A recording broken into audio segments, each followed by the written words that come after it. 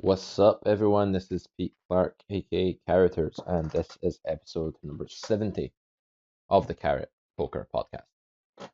I was just talking to one of my students there at the end of our session, and he asked me a question that got me thinking. It wasn't really to do with what we were talking about in coaching, it was more of a kind of side note question. And what he said to me was, Pete, how do you feel about coaching guys like me who are in a bad place with poker, weren't winning, we're losing players and getting them up to just being a solid reg. So that sort of phase of the journey.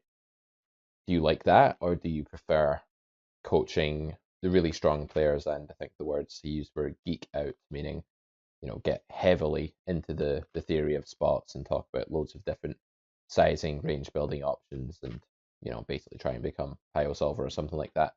What do you prefer? And I had to think about it. I thought I don't really prefer either.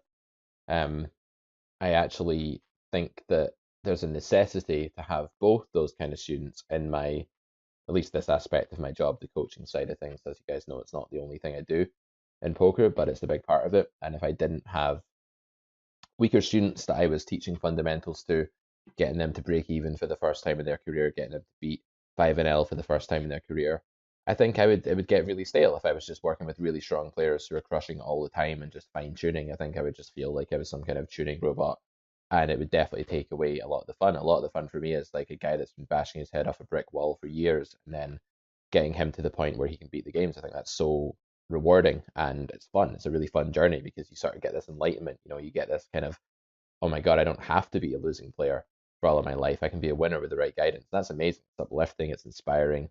But there are players like that who don't go anywhere as well. There's weaker players like that who just aren't really, poker's not for them, and they try their best, and they don't get anywhere. And guys that you don't see make any progress, that can be a little demoralizing and frustrating at times as well. So there's two sides to it. When it comes to the really good players, you can be in the right mood where you have a very enjoyable session. I work with various players. One guy that I had on the show before who was a pro that came back out of kind of retirement and took up poker again. Not retirement, but came back from a hiatus of doing other things with his life. And we have some very high level discussions. We get into a lot of depth about ranges and frequencies, and I think that's like amazing. Some of the best sessions I have are with that guy and just getting into a load of detail. At the same time, if you're doing nothing but that, you can just get burnt out, tired, and if you're not up for it, it's a real struggle to do a session that is really high level like that. So you need to make sure you're on your game. So I thought my answer to that question, which of those sessions do you prefer, or like which of those makes you want to do your job?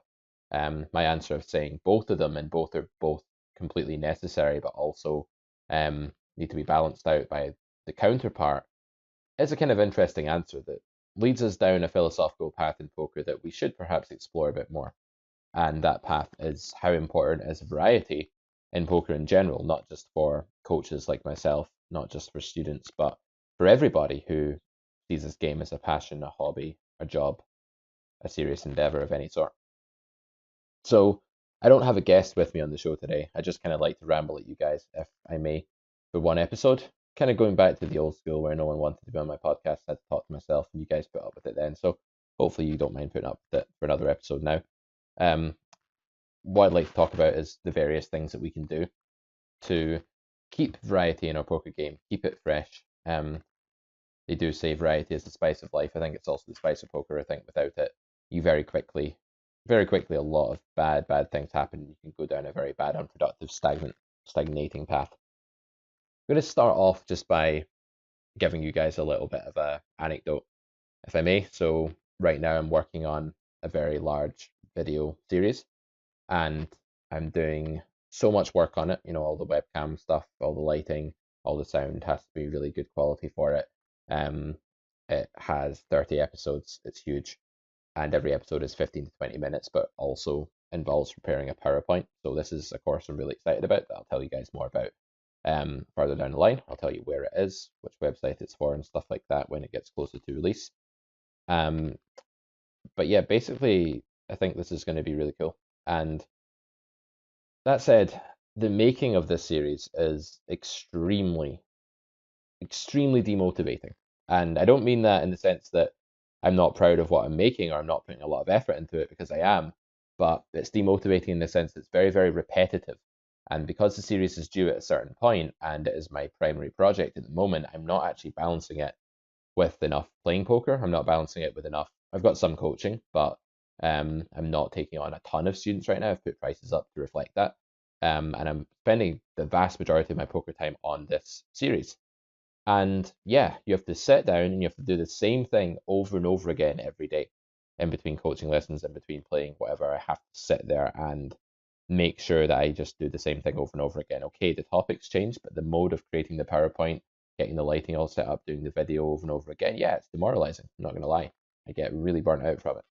And it got me thinking, I don't have a choice with respect to the way my poker career is right now. I have to do this series at this time, for the money and for the exposure and for everything else, and so I'm doing it. But the average grinder who gets stuck in a rut of just sitting down and playing poker, looking over a couple of hands, going away from the computer, doing it all again the next day, he does have a choice. And the choice that he has is to mix in loads and loads of other things into his poker diet to actually balance it, keep it fresh, keep the variety high, and keep the motivation high. In the last episode, my friend Dan asked me, what can we do to stay inspired and motivated? And we both had different answers. He said, well, you don't have to be motivated in poker. Go do something else. You don't have to make it your primary obsession. That's not necessarily the most healthy thing. And while I agree with that, if you are going to make it your primary obsession, I think I said that you do have to keep motivation very high. So how about some ideas then? Instead of getting into this rut where we stagnate, how do we go about avoiding it and introduce other ideas? I'll get to that in a second. First off, let's just qualify what we mean by stagnating in poker. The way I'd like you to think about this, guys, is that in the middle of the scale, there's this harmonious place where poker theory, practice, the social aspect, the conversation about poker that you generate with your friends, having fun poker nights as well, where you have a few beers, playing for the right amount of the time each day, mixing in the theory that you're doing some sims on the solver, and then trying to apply them for 20 minutes, then going back to the solver. All of this stuff is harmoniously balanced in such a way that you just love poker. You love everything about it. It's like the early stages of a relationship. You're not sick of each other yet. Hope my girlfriend isn't listening. Only joking. So it's a bit like that though, that honeymoon period with poker, but you can keep it going forever if you do the right if you keep the variety high enough. It's like anything in life, the more variety you put into it and the more different angles you approach it from, the more fluid it is and the more you want it to be a big part of your life. But there's two ways that can go wrong, two main ways that can go wrong in poker. The first is that you end up playing too much, not studying enough, not getting enough new material, not getting any receptive learning in, just looking at your hands, playing, building your own flawed ideas. It can become like blind leading blind, where both parts of that blind are yourself. You're just leading yourself into a web of insanity by playing poker. And a lot of my students go down this road. I say, what are you doing right now to work on your game? They'll say nothing. I'll say it shows. They'll say, how do you mean? I'll say, because ideas that you had nicely integrated into your poker web of beliefs are now completely incoherent. They've been distorted to such a point that you're contradicting yourself every 2 seconds. Your thought process is all over the place. And clearly you've been doing that for weeks, because it's like a mold, it's like a fungus, that when you sit in your own little bubble, don't interact with anyone, don't look at any new material, don't get inspired by any outside information, you become like that babbling old man that lives in a shack on his own in the middle of the woods, and you end up making a lot of really bad poker decisions that then become standardized. You have all your weird little rituals in your thought process. And to the rest of the poker world, none of your beliefs make any sense. You've been isolated for too long, and you cannot integrate yourself with the reality of how poker actually is. That can happen if you play too much. It can happen if you follow one specific coach too much and nothing else. It can happen if you take your best friend's word for gospel all the time, even though he's not even that good a player. It can happen for a variety of reasons.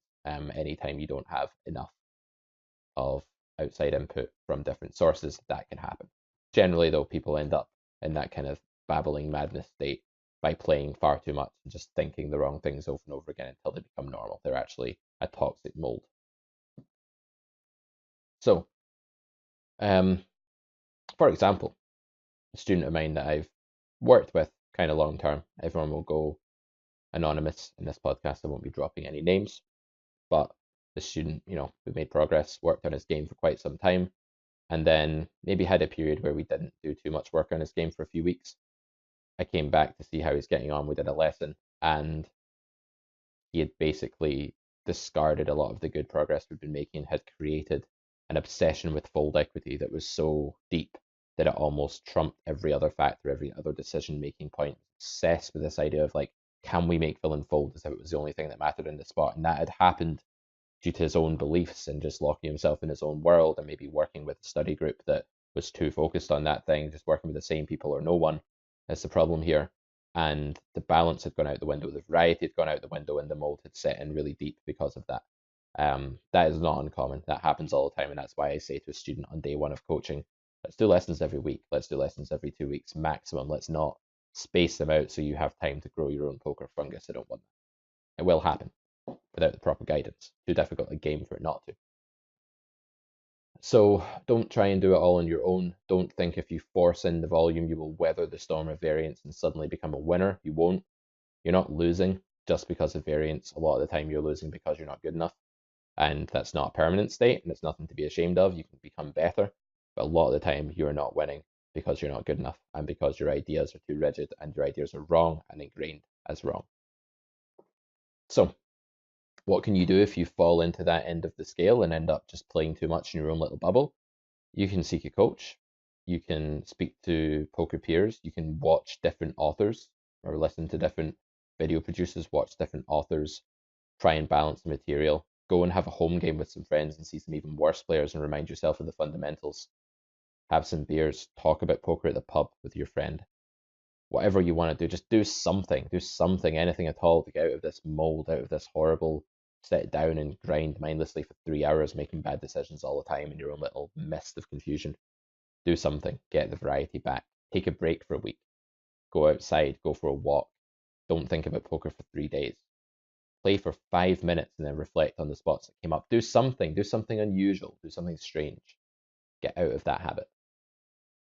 The other side of the coin, the other way that you can stray from the harmonious honeymoon period of variety being exactly enough and not too much, is being far too theoretically obsessed to the point that all you do is read books or watch videos, and this is too much information. Not only that, it's too much receptively gained information. It's information that comes in somebody else's coding, in somebody else's language. When you're listening to this podcast right now or any other training product on the internet, the information about the game that you're getting is in the language of the instructor. It's not in your language. So the words I'm saying to you right now, you understand them and they resonate with you, but they're not fully ingrained because you've not yet taken them and transformed them into your own language. If you can do that, make those sentiments real to you by changing them into your own words, you're producing. And when you're producing the stuff you're learning as you're learning it, that's when you're really committing it to your subconscious competence, that magical place that things need to be accessible under the time and monetary pressures that will confront you at the table every day you play. So sitting and listening to 3 training videos as your study session that day, reading 45 pages of the Grinder's Manual, going over 7 hands of 100 hands, probably too much all at once. What you should do instead is have little bits of intake. Read 5 pages of the Grinder's Manual, make notes on them, play a session, write down what concepts came up during that session that you've just read and how you applied them or failed to, go back and reread the same 5 pages again. Boom, done. Sit and read 5 chapters. I'll talk to students. If you read my book, I'm reading it just now. I read it last week and I'm reading it again this week. I mean, that's a mess. I'm sorry, that's terrible. You're reading a 550-page, all-inclusive comprehensive textbook about the game in 1 week and then just reading it again. I don't even care if you're unemployed or if like poker's your job and you're in a study phase, or if you're on vacation and that's your reading. There's no way there are enough hours in the day for you to ingest that information in a way that you can actually access and then reapply. It's just not possible. What you're doing is you'd be better off not reading anything. You'd be better off putting the book down or never buying it in the first place if that's what you're going to do. Because when you do that, you are cramming your brain full of somebody else's coding, somebody else's language, i.e. mine in this case, or whoever book or instructor it happens to be. There are other instructors out there, although we'd like to pretend there aren't on this podcast for obvious reasons. So, joking aside, if you read the Grinder's Manual or any other book in that fashion where you cram the information in, you're digesting You're not digesting anything, you're ingesting. You're swallowing down to your poker stomach this massive cocktail of somebody else's concepts in somebody else's language with only a partial translation in your own language because you've not yet reproduced it. You've not yet explicitly written it down for yourself, spoken it to somebody else for yourself in your own language. So what you need to do, I have this student actually who I'm going to coach in 20 minutes time. Really nice guy. And what he does is he will repeat to me everything I say. Not everything, but when there's something important, I will say, for example, we don't have enough equity to protect our hand on this turn. Even though our hand is vulnerable, we'd like to protect it, but we don't have enough equity to. We'll run into a better hand too often. So it's not worth making a protection bet here. And he will then sit and say, we don't have enough equity to protect in this turn, though we would like to, we'd be turning our hand into a protection bet too often. Sometimes he'll even just repeat my words. He won't even turn it into his own words. But by doing that, he hears himself say it, and his mind creates a link that you can do this. You can make this concept your own, and you can access this yourself. And that's so important. So the way to avoid the other end of the scale, where you end up studying far too much and taking in other people's language and not using it yourself, is by limiting drastically the amount of this so-called learning or learn-tertainment, cross between enjoying a video and learning at the same time. It's actually just laziness. You can limit that massively. Just say I'm going to watch 15 minutes of this video. I'm going to write down everything I learned. I'm going to then play a session and then look at any hands that came up. See that link between play and study? That's what keeps everything fresh. When you can make a poker session make sense in the context of what you're learning and not just in its own little bubble where you create lots of bad thought processes. That was the first leak that I talked about. There's a third way that you can go wrong concerning variety in poker, and that is that you can have too much of it. You can be all over the place. And the way I want to describe this leak that students have in their learning is that they go on one-track mind, obsessed tangents with things all the time. Usually, the students who do this are a little bit obsessive by nature, but aren't we all as poker players? Let's face it, we kind of are. But they are looking for the magic beans that will grow the beanstalk to go up and meet the giant. They are basically, it's easier for them to believe that there's a magical cure to poker than it is for them to just put in all the countless hours of toil and blood and sweat, mentally speaking, that it actually takes to succeed in this game. Which is why you need motivation, because otherwise you will not put in all that blood, sweat, and toil. So these students who want there to be a magical cure will find a coach that they like, and they'll say, this guy is the guru. He's the sole reason that I'll be able to succeed. A coach is never the sole reason for your success. A coach is your guide. He's there to make sure he or she is there to make sure you're doing all the right things, that you are balancing your study, that you're applying it, that you can produce that process for yourself, all this kind of stuff. He's not there to be like your god and mentor, like exclusively. You need other things in your game as well. So, but these people will, and this is honestly, like, don't get me started on this. Like, I could talk about people in this industry, I'm not going to, but people in this industry who market themselves as a brand and claim to have the magical cure. Like, one thing at least, I will always keep my head held high in this line of work and say that I have never once promised anyone any success. I've promised them the best shot at success, in my opinion. I've never said to them, yeah, this is the secret, just nobody knows it. These magical ranges, give me $80. I'll send you these 18 ranges and then you'll be a crusher because you play a range. Like, come on. It's the decisions that we make at the poker table. It's the adaptations to these generic charts that we learn that make us the money. It's not following a chart that contains Jack 7 suited instead of one that contained Queen 5 suited in the same slot. That's just ridiculous. So students go off the rails because they have too much variety. Like, one week they're obsessed with coach A. Another week they've packed it in. They've decided, nah, this guy was actually full of shit. Like, none of it worked. It was all nonsense. It was some oversimplified system that could not possibly be applied and was just oversimplifying the game. Or perhaps they'll say, I've figured it out, man. The secret to poker is just to play volume, because eventually you're going to win. Playing is the only thing that matters. They'll just play and play and play for a month. Then they'll be like, shit, my game fell apart. I grew a fungus on it. I couldn't think right. I destroyed my thought process. I became a fish. Or they will, another week, be like, okay, I've got it. 10-minute sessions.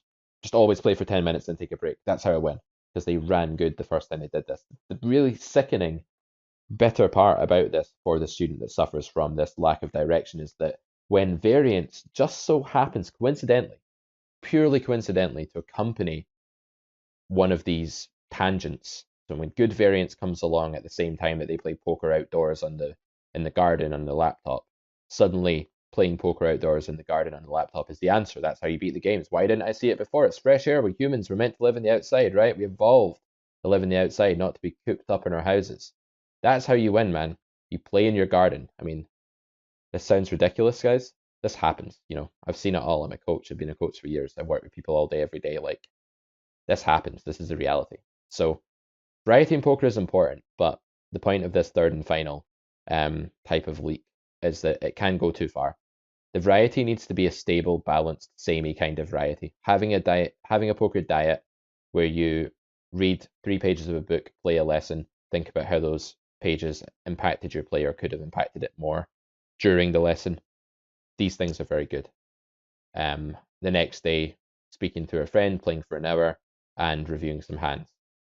The next day, thinking about poker as you go for a run, thinking about a concept while you're running, coming back to the computer, playing for 50 minutes, reviewing that, writing up some notes on it. This sounds really healthy, right? This is what you want. You want stuff like this. Scheduling a home game with friends, you can actually riffle some chips and drink some beers and throw them in and feel like you enjoy poker again. Important. Doing that every month being the same. Working with your coach 3 times a month and going over a set of things that you've both planned out that you're going to look at, and then looking how you can apply those in game. Maybe you even have a day where you say, today's a mass grinding day, but I'm only going to do it occasionally, where you play for an hour, take a break, play for an hour, take a break, do it 6 times over, with enough time to eat and look after yourself and maybe get some exercise in between, of course. These are healthy things. Playing in the garden for a month because that worked is not a healthy thing. Playing 3-hour sessions for a month because that worked once is not a healthy thing. So this variety in poker, it doesn't mean changing between being obsessed with only one thing at a time. It means having 15, 20 things going on in your poker regime at a time, but the same 15 or 20 things. That is what I mean by variety, guys. Hopefully that makes some sense. I think I've ranted myself out now. I wanted to talk about this for a while, and yeah, that conversation I had earlier, and just working with a few of my students. My students are great because they say things to me sometimes that inspires me to work on not just my game, but on like my teaching ethos and my approach to teaching and stuff like that. It makes me consider why I'm doing what I'm doing and how can I improve it. So hope you enjoyed my little ramble there. I will have more guests on the podcast soon. Episode 2 of Pio versus Population is available on my website, carrotcorner.com. Go to my store, check out all my products there. If you just want a taste of what I do, maybe you've never bought anything from me before, any books, just try Pio versus Population if you think you're at a level where you can understand some very simplified GTO, because it will give you a little bit of a taste of how I write and stuff like that. If you think that you would make a really good guest if you listen to this podcast right now and you're thinking, I've got a really interesting poker story, or I just have really interesting ideas that I want to discuss, I'd love to hear from you. I'll have you on the show. Doesn't matter if you're one of my students. I have my students on the show because I know them and they're easily accessible and I talk to them all the time and it comes up. But if you're just a listener that's never worked with me before, that's fine. Email me, admin@carrotcorner.com. Tell me why you'd like to come on the show, why you think it would be good for the audience, and what you'd like to talk about. And we can do it. You can add me on Skype. We can get going from there. Love to have more listeners on the show. If you have ideas about what you'd like to see in the podcast, let me know. admin@carrotcorner.com. Email me. If you just want to give me some feedback, let me know that you appreciate it, or you'd like to see a certain thing more on the podcast, let me know. I fully intend to keep this podcast going now. When I started it back up, so many of you guys emailed me and said, Pete, thank you so much for starting the podcast back up. I really missed it. And I didn't even know, because you guys were sitting there silently just wondering if it was ever coming back. And yeah, be vocal, listeners. Let me know what's going on. This is your podcast as well. So you can get episode 2 of Pio versus Population on my website. And if you're interested in coaching, having heard me talk about how my coaching works a bit more today, you can check out prices under my coaching section. And you can email me again, admin@carrotcorner.com for the billionth time if you want to, or fill in the form on my website if you want a coach. I'd be happy to take a few more of you guys on. It would give me more variety than working on this series all the time. So next time you speak to me, I'll be a little bit less jaded because I'll have my variety back. And in the meantime, you should try and do the same, I guess. Well, this has been Pete Clark, aka Characters, on the Carrot Poker Podcast. and I will see you guys very soon for the next episode. Thanks so much for listening, and bye bye for now, guys. Good luck at the tables.